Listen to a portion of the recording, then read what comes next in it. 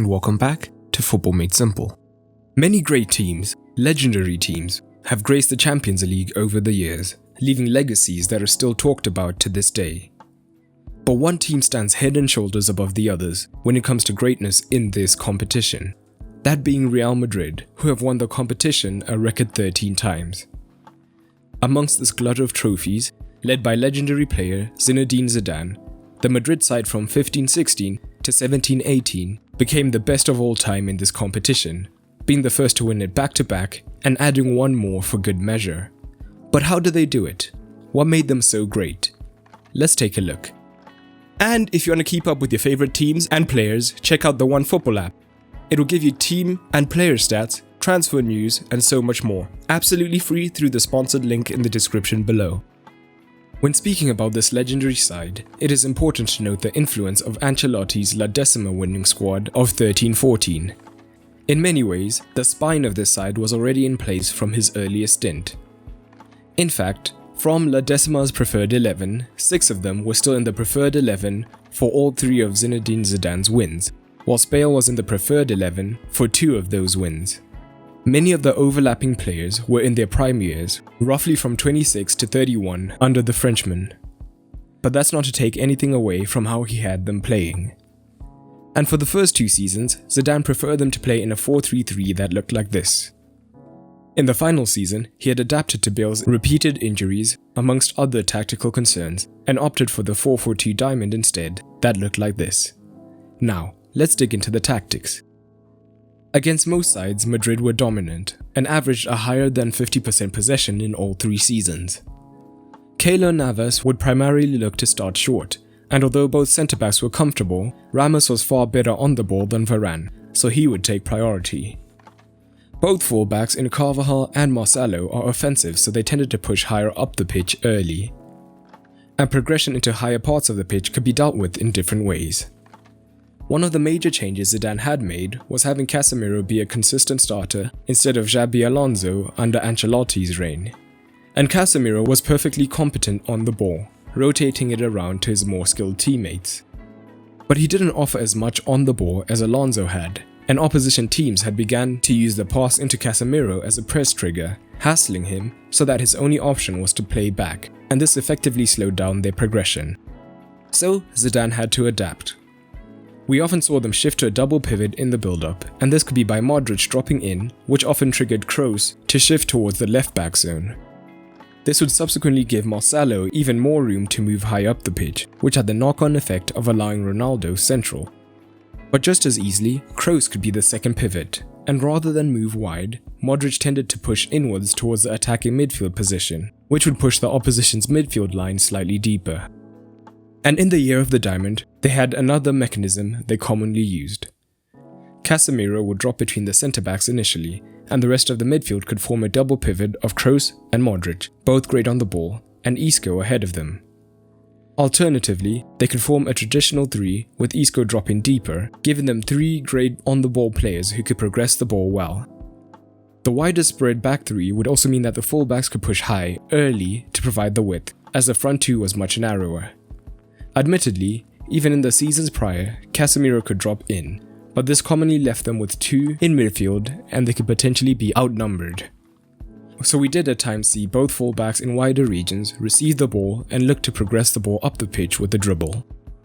And higher up the pitch, their attacking ideals were simple but effective. As the 3 seasons went on, they progressively attacked through the centre less and less. And this is because manufacturing crossing situations was crucial to them, with 3 aerial threats in Bale, Benzema and Ronaldo, also known as BBC. They could look to overload either flank, with the ball side winger staying wide and the far side winger coming central to draw in the fullback. On both sides, Benzema would often drop deeper towards the ball side to draw even more defenders across, and the wide midfielder would then be the key. When they overloaded the left, if Kroos got the ball, he would switch it effortlessly to Carvajal on the far side. If Modric got it on the right, he would switch it to Marcelo. The front 3 would then look to attack the box to get on the end of a cross from the fullbacks. And the quality of the delivery from the fullbacks cannot be understated, combining for 15 assists across the 3 seasons.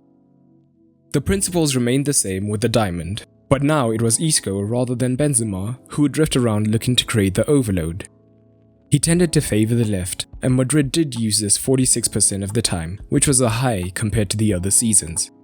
This again would facilitate the switch, and the movement of the two forwards was difficult to stop in the box, often joined by a late run from midfield.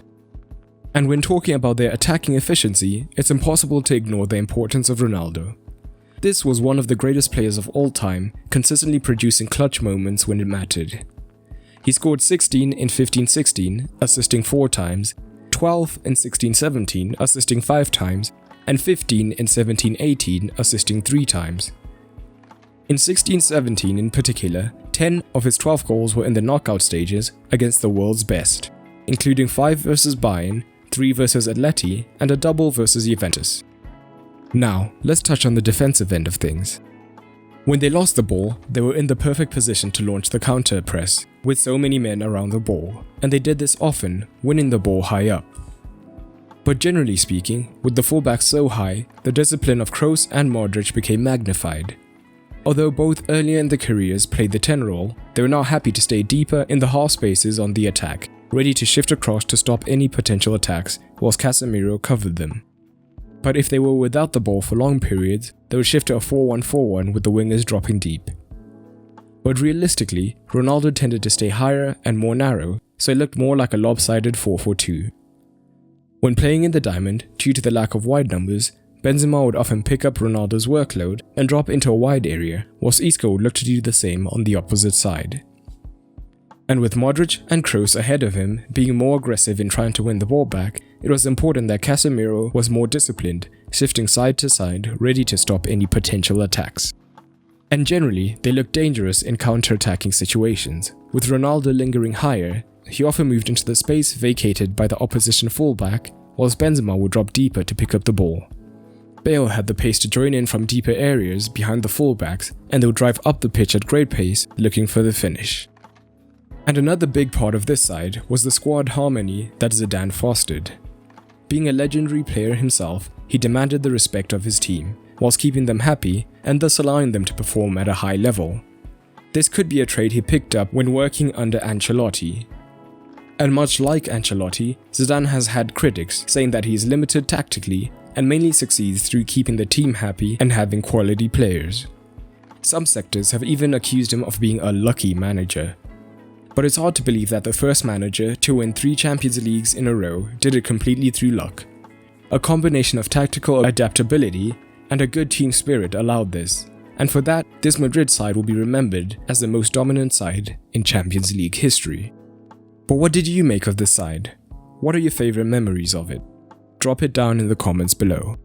A quick shout out to my Patreons for helping to make this video possible. If you want to support, head on over to patreon.com/footballmadesimple and you'll get rewards like early access to videos and exclusive content. But that's all for today, and remember, keep it simple.